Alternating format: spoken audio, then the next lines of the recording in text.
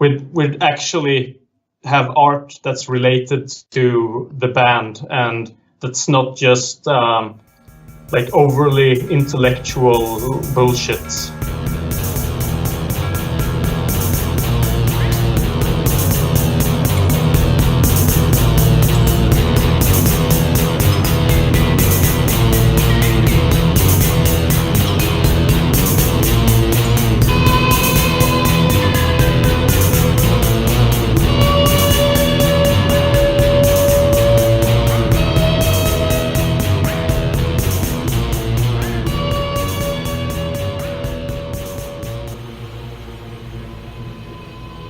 Hi, I'm Vlad Bresnix. Welcome back to the BresnixCast, episode number 85.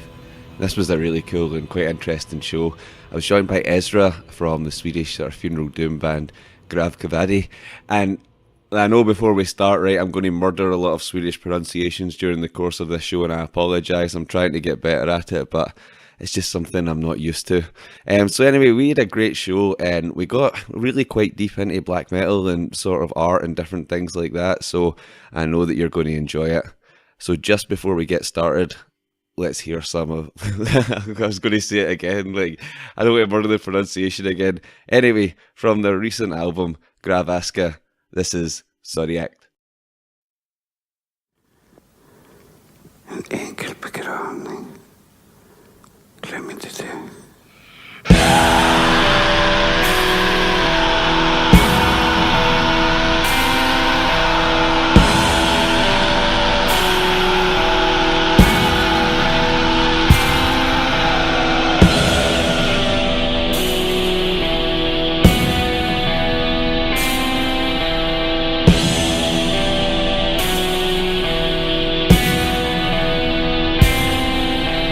Sakta, så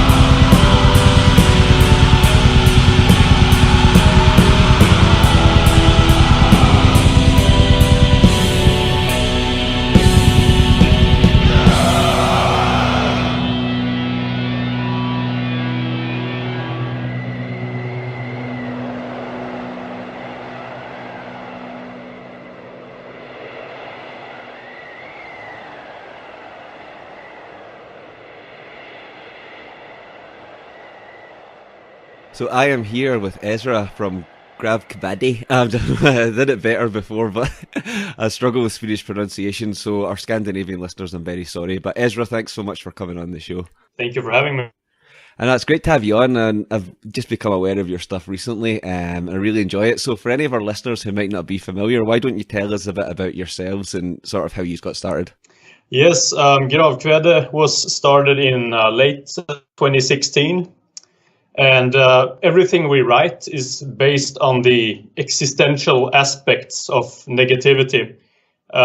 So basically, to kind of compare us to like other bands who play depressive music, if you will, a good way to describe Gravkväde would be that we try not to convert the essence of the emotions we reflect into anything mundane, like a lot of depressive, suicidal black metal bands, if you will, sing of stuff like, drug addiction and self-harm, maybe. And we don't really get involved with that. We try to stick to the raw essence of the actual emotion. As far as the band goes, we have released 2 demos and 1 compilation, which is basically just the 2 demos packed into one. And then recently we got a deal with Avant-Garde Music from Italy. And so we released our first full-length album on there. And yeah, that's pretty much where we are as of now. Yeah, no, it's quite interesting. What was interesting as well is there that you say about like the raw essence of emotion. And in listening to some of your music, yes. You listen to some music where there is people doing the kind of guttural sort of what people might refer to as screaming vocals, and sometimes you can tell like they're really like particularly talking about like they're doing certain words, they're singing certain lyrics. But when I listen to some of your music, it almost sounds like you're just like, I mean this in a good way, because I kind of like this. It almost sounds like at times you're sort of screaming for help instead of like screaming words, if you know what I mean. Yeah. I can totally relate to that. Yes, and I think anything less than that would be kind of abandoning the main concept. We try to keep it, like I said, minimalistic and intimate. And if we were to have audible lyrics, I think that would take away from the overall experience. Yeah, it's interesting. I mean, like, because, see, to be honest, like, I'd listened to a lot of kind of like, a lot of black metal and, a lot of, death metal, even a lot of doom sort of stuff. But like, the whole sort of funeral doom thing was something that maybe I hadn't listened to sort of that much, you know what I mean? So what was it that attracted you to this kind of funeral doom sort of thing? Well, that's actually, the band consists of 2 members. So it's me and Domedag, the vocalist. And he is a massive fan of funeral doom in general. And when the band started, I was more into raw black metal and what's commonly referred to as DSBM. And basically, it's just a combination of those 2 genres. I mean, it's some of the funeral doom and some of the DSBM bands that do a good job are, in my opinion, some of the most it's like the most oppressing sound you can possibly attain. And so we want to combine these two genres that they have a lot of similarities, but there's also like a lot of different characteristics, and it's basically just a combination of our musical tastes, or the stuff that was our musical taste at the time.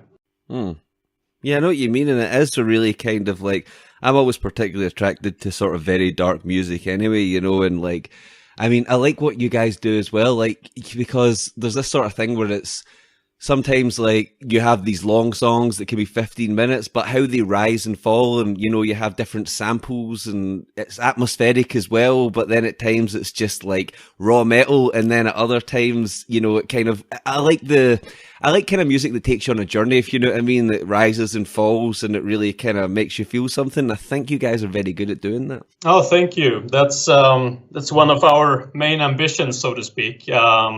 I heard us being compared to, especially the opening track of the new album, as a journey down the rabbit hole of funeral doom and raw black metal. It's like it deals with all the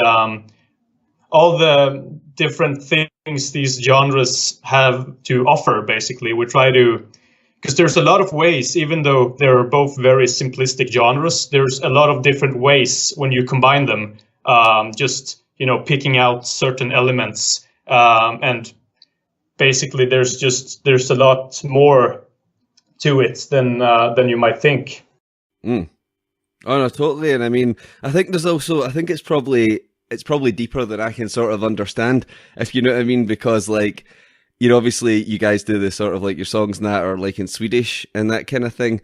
And what's interesting about your albums is like, it seems to be like it says GRAV and then you've got like a line and then another word. Like, so is that a kind of like, I don't know if it's something in Swedish I'm not understanding, but I noticed that's a thing in all your album sort of titles. Yeah, that's the way we name our releases. There's actually not as much to it as you might think. It's just, well, it kind of stands out, and it takes away any like confusion if we were to have a long album title. It leaves a lot. It leaves a lot of. Well, you can start to like imagine what it might mean, but it's always GRAV, a line, and then a 4-letter word dealing like that summarizes the overall theme of the album.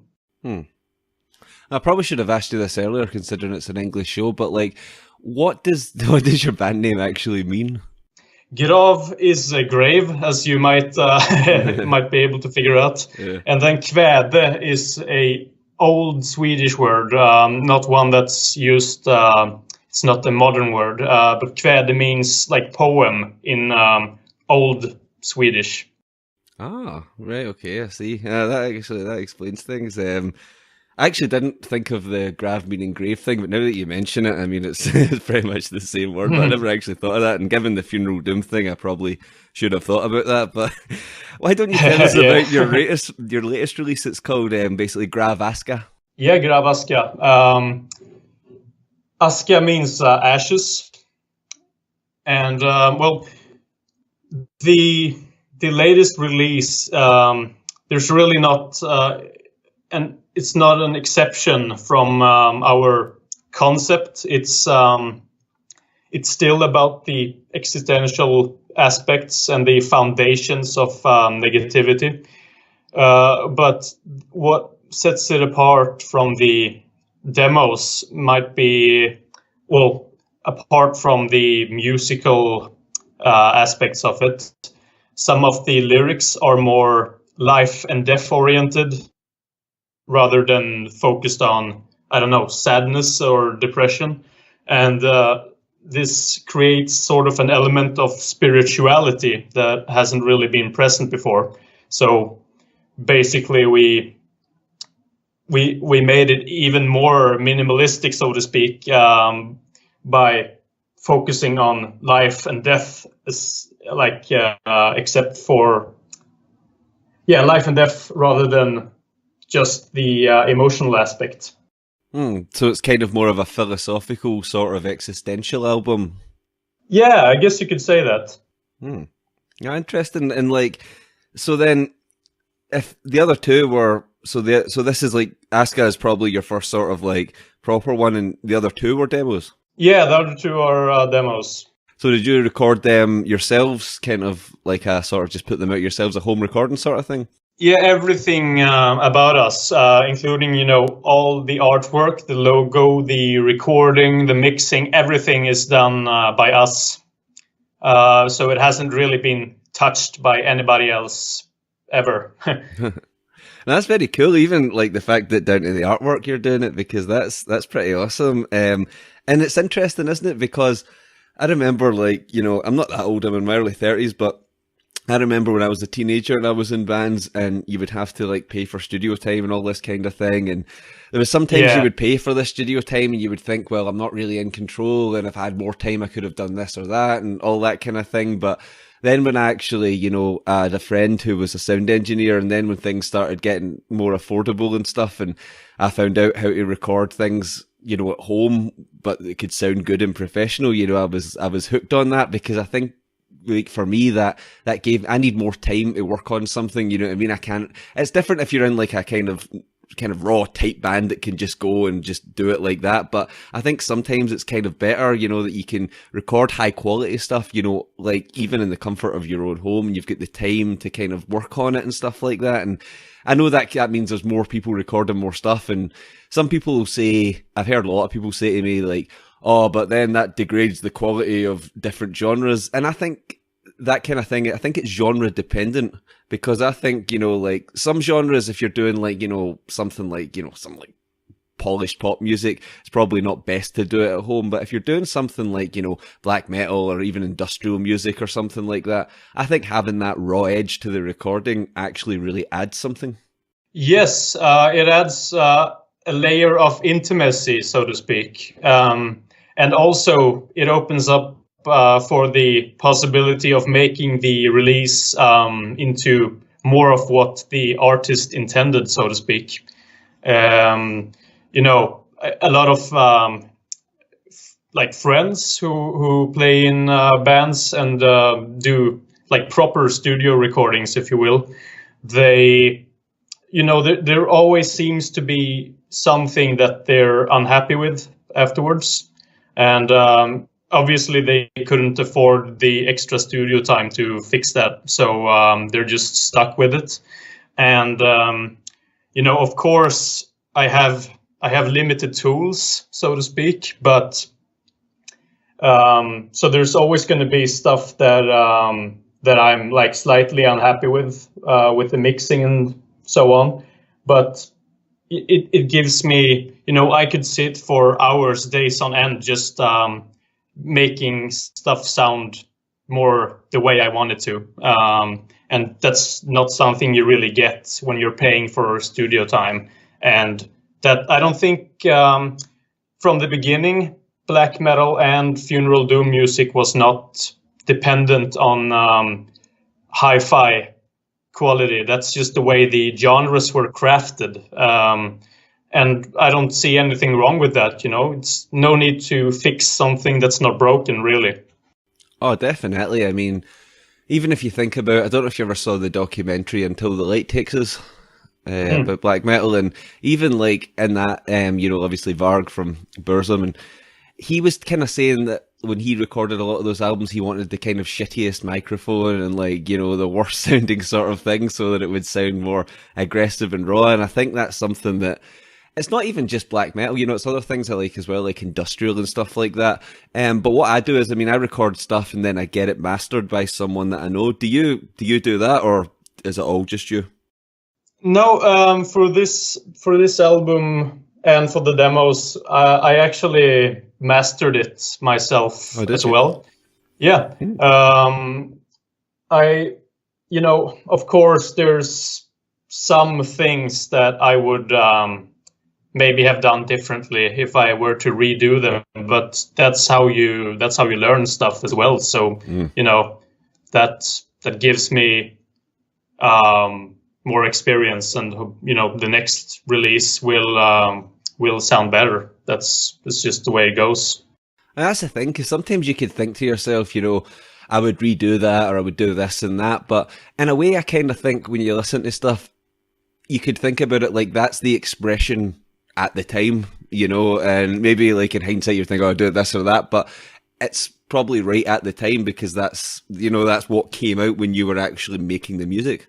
Yeah, and you know, for a band like Gravkväde, when the whole ambition is to create something as essential and foundational as possible, then there's not really any point in regretting something like the production, like the choice of production, because it's about negativity in its rawest form, and if we were to spend time polishing stuff, then we would be working against ourselves, basically.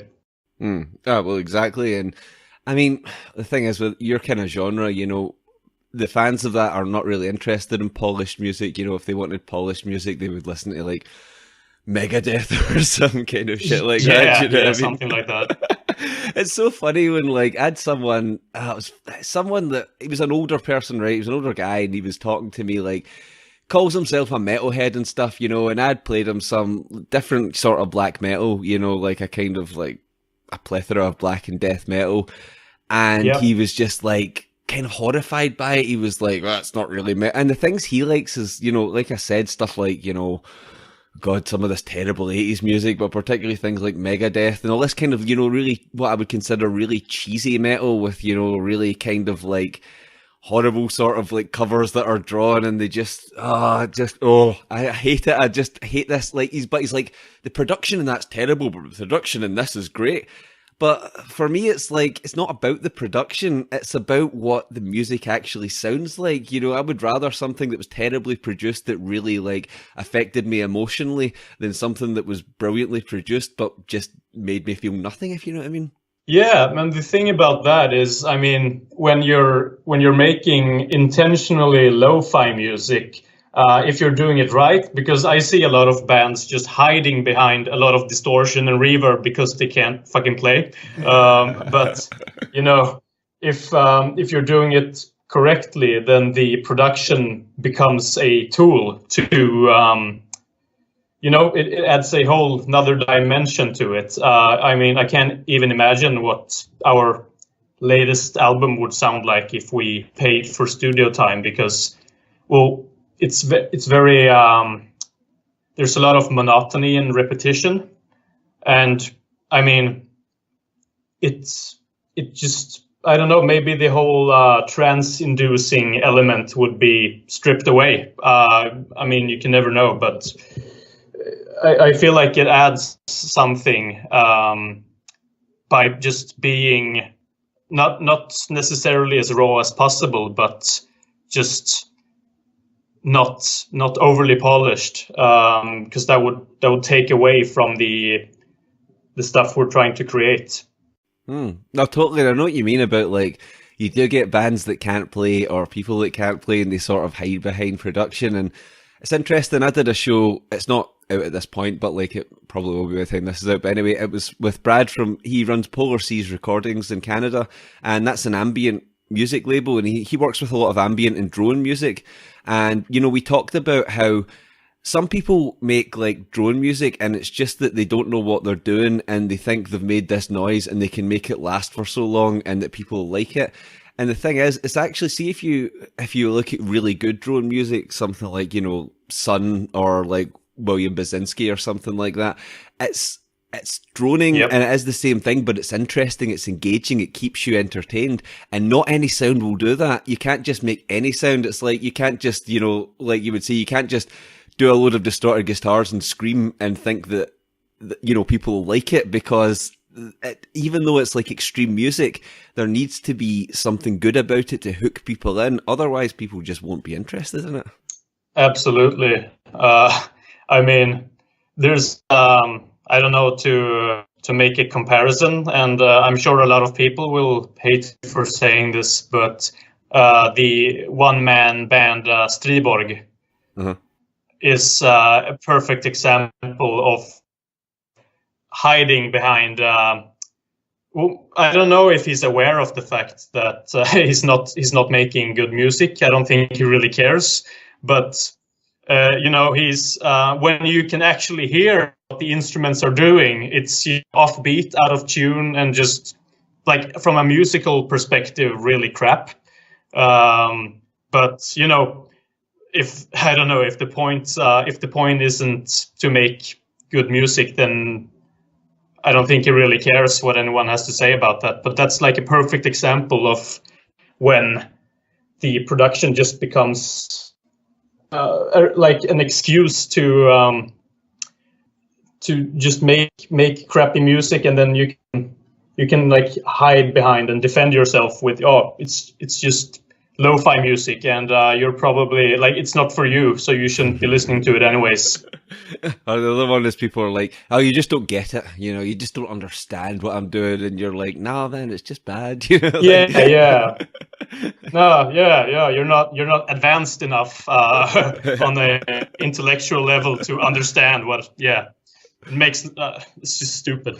Yeah, but that's the thing, you do hear that, and that's why, like, I was talking to someone before about, like, because I like all kinds of different, like, experimental music, and I always have from, like, you know, quite an early age. And someone said to me before, they were like, oh, experimental music, I mean, that's just people that can't play properly. And, you know, and this guy actually said to me, this guy's a big his favourite band are U2, right?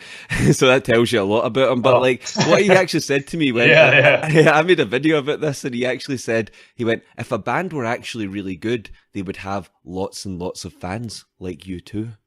And I was like, oh my God, it was just all sorts of levels of wrong that I couldn't even get to, you know. Yeah, and I mean, sometimes not even the majority of the experimental bands, but sometimes it's because they can't play. But most of the time, you know, there's I see a lot of people, in my opinion, that know how to utilize the experimentation and the lo-fi production in a way that just benefits the product. Oh yeah, totally. I mean, there's some really lo-fi stuff that I, you know, absolutely love, you know, like, you know, your stuff, and like I could go on, you know, like so much, even like bands that a lot of people don't know about. There's a great band in Quebec called Blossy, and they do this really lo-fi black metal, and it's just incredible, you know, like even when I think about like black metal and people say to me like, oh, what's some of your favorite black metal albums? The first thing that always comes to mind is Death Crush by Mayhem. You know, I've got like a Death Crush t-shirt that I wear all the time and stuff. And, you know, obviously that was just a demo, and it was so fucking raw and just right. You know, 'cause people talk about, you know, other Mayhem albums, but for me, it was always Death Crush has always been my favorite. You know, it's 17 minutes long, the whole thing, but, you know, I'll listen to that all the way through. You know, I won't just, some other albums I'll maybe pick this song or that song, but it's that kind of album where I'll just listen to it all the way through. You know, I'll just let it run. Death Crush is the thing that's weird, in my opinion, is that it's both overrated and underrated.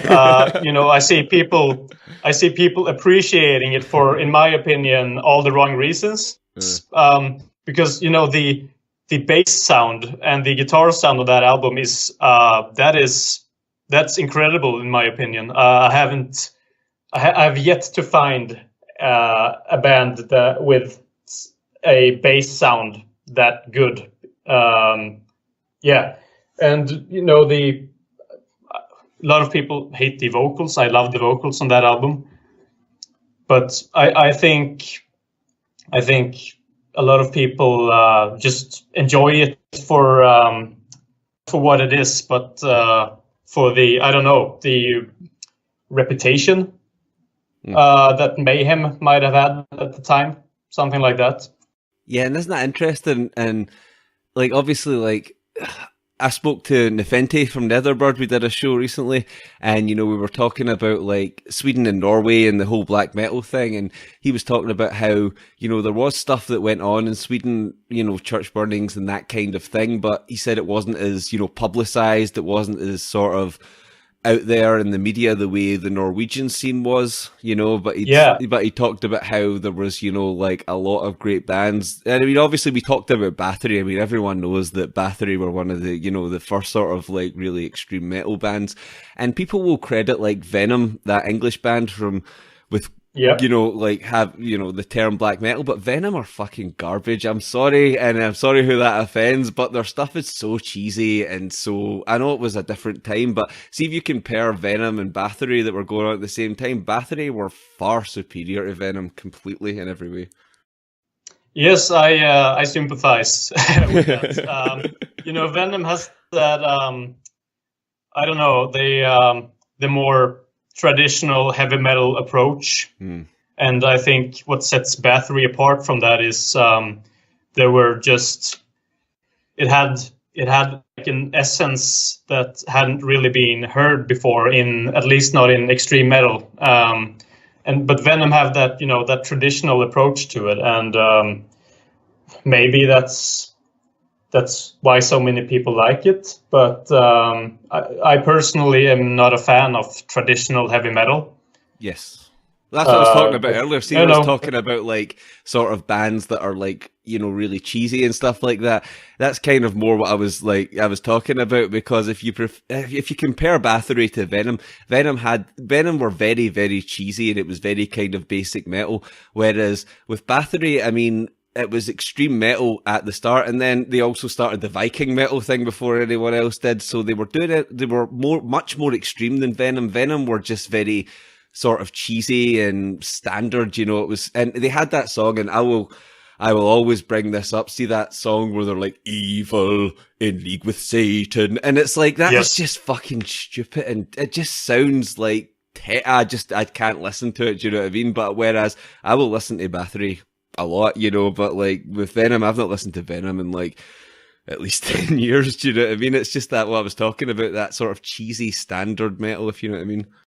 Yeah, and the thing with Venom, I mean, if you listen to their first album and then their second album, which is black metal, the level of like irony and cheesiness has gone up by 100%. I mean, they weren't really consistent. You can kind of taste hints of seriousness and like aggression on their first release, but then they went in like the wrong direction. Maybe they started becoming more and more, just cheesy, like you said. And Bathory kind of maintained the same energy and went in a rawer direction. And then when Quorthon got tired of that, he started the whole Viking metal business. Yeah. And I mean, that's the thing, because like, you could call Bathory like extreme music, whereas I wouldn't really call Venom extreme in any way, shape or form. It was just really, kind of what was happening at the time, and even the way they looked and stuff. It was just, I know it was the 80s, but I mean, oh god, it was just so bad. And it was, but in a way, it was, I kind of think that there's some bands that I would call kind of like gateway drugs, they get you into this stuff, maybe Venom, or when I was like younger and Cradle of Filth had come out with like, Vampire and stuff like that, some, their first couple of albums were all right, and then they went just like, right down the tubes, you know what I mean? But I still think in a way it's all right to have Cradle of Filth out there, because anyone who's really into this kind of music will maybe listen to them at first and be like, oh, that's something different, but then they'll look into it and then they'll get into the actual good stuff, if you know what I mean. Yeah, I personally overlooked Cradle of Filth because I don't know. I just never sat down and listened to it. But I did have Dimmu Borgir as a gateway band, so to speak. Yeah. And I mean that's very comparable to Cradle of Filth. That's basically the same thing, just a little less gold. It's interesting, isn't it? Because these bands do have like massive audiences, and their music is much more palatable for a kind of semi-mainstream audience, but it doesn't, for me, have the same emotion. It doesn't move me in any way, A lot of the time I listen to these bands, I'm kind of bored. I'm not moved in any way. I'm not emotionally affected. Do you know what I mean? It seems just like they're trying to be horror and scary for the sake of it. Whereas, like, for example, you're not trying to be like scary and evil or anything like that. You're just like making this music because, that's what you feel inside. And I think that's the difference. Yeah. And, as time goes, when you're listening to this kind of stuff, you get more and more like your tolerance is raised, so to speak. This like the level of extremity you can tolerate is constantly like higher. I mean, because when I listen to if I were to like revisit my old playlists or something like that from when I was younger, I mean, there's just I don't hear now what I heard then, because I've become used to stuff like, I don't know, Abruptum and just really, really gnarly stuff. And I think people get some people seem to stick with the mainstream stuff, like they're happy with it. But what the foundation of the underground black metal is, you know, reliant on the fact that people are constantly desiring something more extreme. And, you know, it just, you have to keep raising the bar. Yes. I know, absolutely. And I think, see, with stuff like Cradle of Filth, for example, I'm just using them as an example.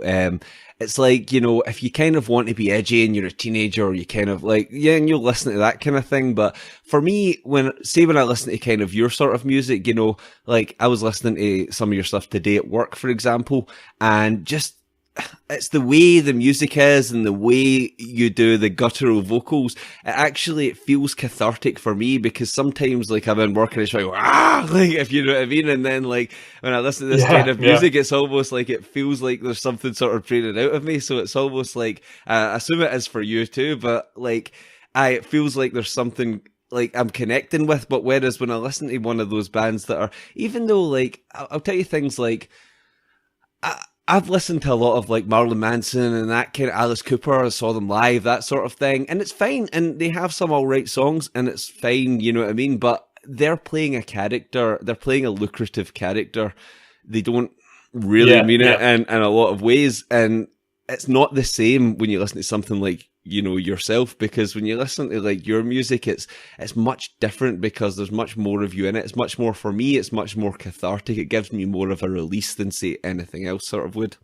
Yeah. And I mean, I guess that's, you know, we don't really create accessible music, but I've been overwhelmed with, how shall I put it? The, how correctly people are responding to it, like the way I intended it. People seem to be picking it up the way I intended it to be picked up, mostly.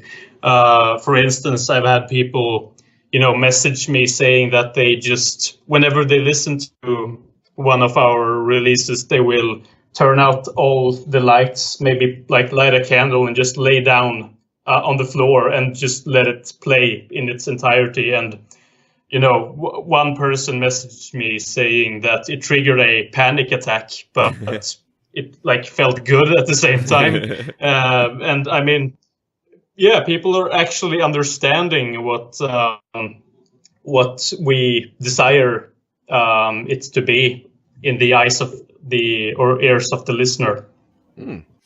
Oh no, I totally understand that, because sometimes in your head you've got all this noise and you're screaming and stuff like that, and then like to listen to like something like that on your headphones, and especially your stuff as well, you know, it's very kind of like, it does have an atmospheric quality to it too. You know, it's not just the sort of aggression part of it, you know, like there's so much more to it than that. I mean, there's even like, there's a bit in like another album where there's like, seems to be a sample of like someone talking, but it appears to be in Swedish, and I've got no idea what's going on there. On the latest album? Yeah. Yeah, is it? Yeah, we have a spoken word sample on the second track, I believe. Yeah. That's from a. Have you heard of Ingmar Bergman, a Swedish film director? Oh yeah, I would. Yeah. It's from The Seventh Seal, one of his films. All right, cool. Yeah, we drew a lot of inspiration from Ingmar Bergman for that particular album. And as far as you know, depressing, nihilistic monologues from Swedish films goes, he's like the man. I see. I actually like that about your stuff as well. Like, I like how you've kept it kind of all in Swedish and stuff like that, because, I mean, like, obviously I've not got anything against, like, you know, obviously people like speaking English and stuff like that, because that's what I understand, but I think it's good that you've kept it kind of, like that. And also, one of the things, it might seem like a small point, but I actually quite liked it because, you know, with a lot of this kind of music, you get people with the corpse paint and that kind of thing. You know, I like how you guys, like, when you've got your pictures, you just use your hair to cover your face. Like, you don't have, like, all the theatrics and stuff like that. I think that's pretty cool as well. Yeah, that adds like another element of the minimalistic approach, I guess you could say. Yeah. Because, we are not really fans of the whole corpse paint culture. With like, I feel that when it's done wrong, it easily gets cheesy. I mean, there are bands that use corpse paint, and I'll listen to them like no problem. But you know, I think a lot of it almost becomes dogmatic for some new bands to, you know, because it's such a integrated part of the black metal culture and the black metal scene. They'll just not even think twice about it before they're painting their faces, because that's just the way you're supposed to do it. Yeah. And that's interesting as well, isn't it? Because, for example, I did Black Metal Week on the show a while ago, and I had on a lot of sort of British black metal bands. And in Britain, like a lot of the black metal bands, like Old Corpse Road or Fen, they don't bother at all with any kind of corpse paint. They just are how they are. And then you get bands like the Infernal Sea, where they just wear these kind of plague masks, these creepy plague people who used to wear during the Black Death. So I think there's a lot of other interesting stuff. But I know what you mean. It's like, sometimes with corpse painting that, and with some bands it really works and it really looks good, but with sometimes it just seems like a bit cheesy, and it just seems like, oh, it's just that's what you do, you know. But like, it's not necessary. You don't have to do that. Just because other bands have done it doesn't mean that you have to do it. You know, like that's the thing. If it feels, see if it seems forced. I think if you know, some bands, they dress up and they wear corpse paint and it just kind of works for them, but you get some bands where it seems like they're trying too hard. And then you just, for me anyway, I'm just kind of not that interested, because I'm like, well, they just seem like they're just trying too hard to, you know, be something theatrical, if you know what I mean. Yeah, and when that theatrical aspect is already, I mean, there are countless black metal bands out there, and the corpse paint thing has been utilized so many times, and the amount of times that it's just, you know, most of the time, I feel it's just something people do because it's like essential. It's like the black metal starter pack, if you will. And I mean, I don't feel it needs to be there, especially not when you're not really, in Gravkväde, our ambition has never really been to connect with that part of the scene at all. So, I mean, we both have hair that's long enough to cover our faces, so we just went with that. I think that's cool. I think it's a really good way to do it. And the thing is, you do all the instrumentation, don't you? Yep. Yeah, and so do you guys play live? Have you thought about taking it live? We have never played live as of yet, but we're not just considering it. We're planning to play live, hopefully 2019. But the problem always seems to be finding a drummer. So yeah, that kind of sets us back, because we got all these, I mean, when we find a drummer, either they're not willing to play live or they're just not into it. And we've found multiple guitarists who are willing to play with us, and bass players and so on, but no drummers. So, and we're refusing to use backtracks. I mean, yeah, fair enough. Like, I know with the kind of thing where with electronic music, people more expect you to sort of like, you know, I play gigs, but like people don't expect me to have a full band because of the type of sort of like, I do a kind of harsh industrial type of music, so people don't kind of expect that anyway. But I know what you mean with black metal. It's like, because I do play drums as well, and black metal drumming, And to do it properly is, for a start, it's not easy, especially if you're doing the double bass drum stuff. I mean, the coordination and, you know, the amount of like real kind of effort you need to put in to make it sound. I will just say, see the drummer in the Infernal Sea, that guy is a fucking legend. How he keeps that up for a whole gig, I've got no fucking idea. But like, that's the thing. Like, if finding a drummer for black metal can be difficult, because that double bass drum really sort of stuff, it's really testing for a drummer. It really does, like, it puts you through it. It's like a workout, you know what I mean? Yeah, and I mean, the problem with that is because a lot of our songs, for instance, one of the songs on the new album is just straight blast beats and double bass drumming for the entire 14 minutes. Yeah. And I mean, I'm sure there are people who are capable of doing that. I have no doubt in my mind, but, you know, you're not going to find them just anywhere. And that's a problem. But as far as the live goes, we have considered just writing one song that's going to be approximately 45 minutes and just playing that as our entire set list. And that, you know, that will open up for the possibility of writing something that can actually be played live by the average musician. That's interesting, like, to do something like that, because probably a lot of the best, well, it depends, but a lot of great gigs I've seen were like, whether it was stuff like The Orb, that was kind of ambient house music, whether it was Sun, which is like, you know, obviously drone metal. It's when it just keeps going, when there's not like a song and then it's finished, when it's just constant music the whole way through and it just doesn't stop. I love that in a gig. I love to go to a gig where they're constantly playing, you know, that for me, that's just, it's so immersive, and it's not this kind of like, do finished clap, you know, like this kind of thing. It's like, it really sucks you in, and by the end of it, you're like, wow, was that an hour? Like, if you know what I mean, like, it's just, I love that kind of approach to playing live. Even, I'll tell something like that people don't a lot of realize. Prince used to do that.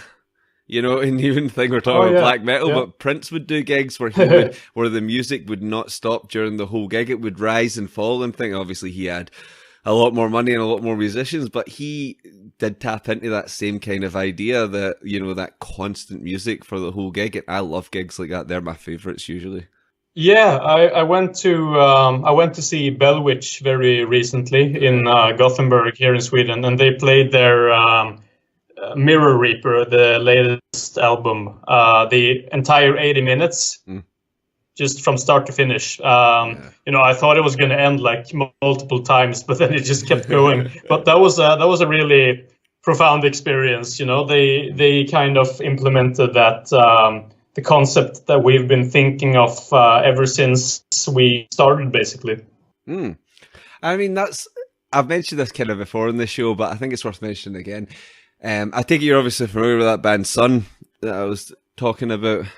Yep. Yeah. So I went to see them live at this place in Glasgow called SWG3, and it's in an industrial estate, and it's an old warehouse that they've converted into a venue, and it still is like a warehouse inside.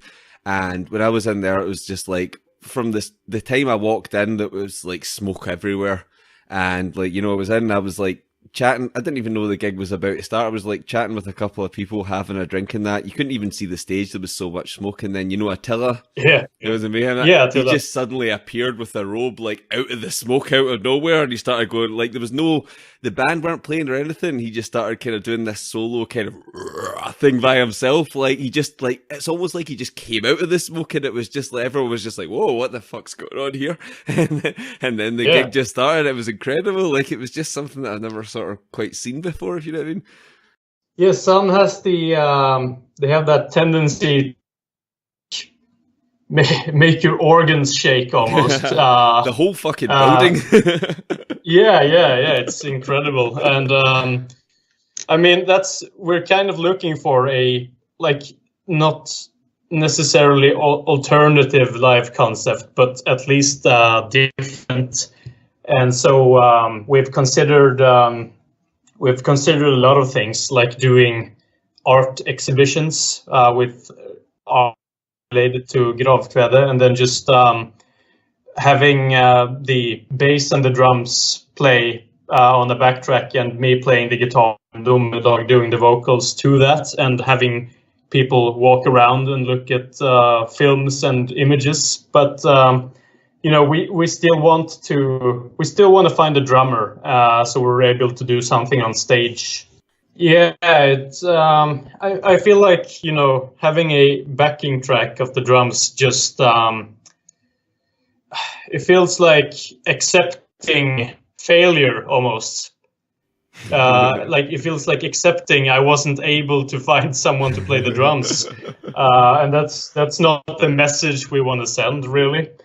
And but there's this of Dark Space. I'm not too familiar. It's this, I don't know, maybe atmospheric black metal band from I believe they're from Italy. A huge inspiration for us, but they use a drum machine when they play live, and the songs are just like maybe 10 to 15 minutes of constant tremolo picking and blast beats. And it really works really well, because they have this almost sci-fi kind of image. But I mean, we have this minimalistic, stripped down image, and to have blast beats play in the background on like a recording, it feels like it takes away from the lo-fi, non-high-tech aspect in some way. Yeah, I know what you mean. I mean, that's the thing. It is different, because talk about the kind of thing I do in like other bands that I've seen live, like the kind of drums that I program, no one could play them. Like, as me as someone that plays the drums, like you physically can't do that. It's impossible. It's only computers can only do that. It's like break beats and stuff. We're going beyond sort of that kind of blast beats. When you get to sort of break beats and that, it's just like nobody can do that anyway. But I know what you mean. There is just so much power with having a live drummer, and yeah, so much, like it adds so much to the show. Like it's hard to explain, but like I see when you I've been to loads of black metal shows, and see when you've got like a drummer that's really pounding the double bass drums and that, like it really does add something to the show, Definitely. Our main priority as far as live music goes is, once we find a drummer who's down to play this kind of music, we'll be ready to go, basically, because we have enough material and everything else that we need. Till then, maybe the exhibition idea will be something we'll attempt. I'm not how that go, but yeah. See, I like the idea of the exhibition thing, because that sounds kind of interesting as well. And like you said, you did a lot of your own artwork, and that sounds like a really kind of different sort of thing. That's the kind of thing I would go and see. I think that's quite a good idea. Like it's sort of different. It's not like you're just your standard metal show, if you know what I mean. Yeah, that's something that sets apart us from other bands. And I mean, I'm talking about maybe renting a building and just, making the entire interior something that's related to the show, and just letting people walk around freely while having a song play out of multiple speakers. And just, that's I believe that's something that would either attract a different crowd or make people just forget all about us. It can go both ways, really. No, I think it would be a good thing. I mean, specifically as well, because, I'm quite into art, and I do like stuff like, surrealism and things like that. Particularly, surrealism is one of my favorite sort of, art movements. And what I really dislike is a lot of this Turner Prize modern art garbage, where people will just like have a toilet, and then they'll have some it's basically they don't do anything. There was the one that won it with, it was like a flickering light bulb, and they had this mad explanation like, oh, it means this and that, and you're like, well, you're not doing anything, you're not, you know what I mean? Whereas like, you said you did, the art for all your album covers, and it's actually cool and it works with the music. So like, that's actually good art. So I would like to go to something with this good art. I've been to all this sort of modern art garbage. Like, I've been to so many modern art exhibitions, and largely it's just terrible, and that's not even my opinion. It's just a fact. No one's trying anymore. Like, it seems in the art world, you can do almost anything as long as you come up with like a good explanation of what it supposedly means. You know what I mean? Like, it's ridiculous. It's the same with poetry these days. Yes. And we're really inspired by good poetry as well. But I think with a lot of modern art and modern poetry, people are looking for something that's not really there. And I mean, it's always, you're always going to find it, just like, give me a building and 3 hours to have a modern art exhibition ready, basically. And there's a crowd of people that would enjoy it. So definitely we'd have make it we'd actually have art that's related to the band, and that's not just overly intellectual bullshit. That's the thing. I mean, like, someone once said to me, like, a great artist that I knew who actually is a good artist, and he said that smart people can convince themselves that anything crap is good as long as they've got a good explanation. He was like, smart people can convince themselves of almost anything. Yeah, that's true. I mean, there's It's interesting though, isn't it? But yeah, no, I'd love to see like a really cool sort of black metal art exhibition. I would go to that. Excuse me. Well, we're we're coming up towards the end. So why don't you tell us, is there anything else, what else is coming up for you, or what haven't we talked about that we should mention? I feel like we've touched on a lot of subjects. I'm not really sure. Well, of course, we're always working on new material and trying to not release stuff too frequently, but without spoiling too much. I mean, we have more works, and I don't know. I feel like I've said I've answered the questions that people might have regarding the release. No, that's cool. That's cool. I think this has been a great conversation, and like I really do. Like, I really like your music. I think it's really interesting and it's quite different and stuff. And I would absolutely recommend everyone gives it a listen. So Ezra, I want to thank you so much for coming on the show. Thank you for having me. My thanks again to Ezra for coming on the show. I really recommend his music, check it out, and we'll look forward to hopefully some live stuff coming up this year. It would be great to see. So thanks so much for listening. The website, BresnixCast.com. Follow me on Twitter, @VladimirBresnix. My album is out on all your favourite digital streaming platforms, and I am working on mixing my second album, Seizures, but we'll do more on that later.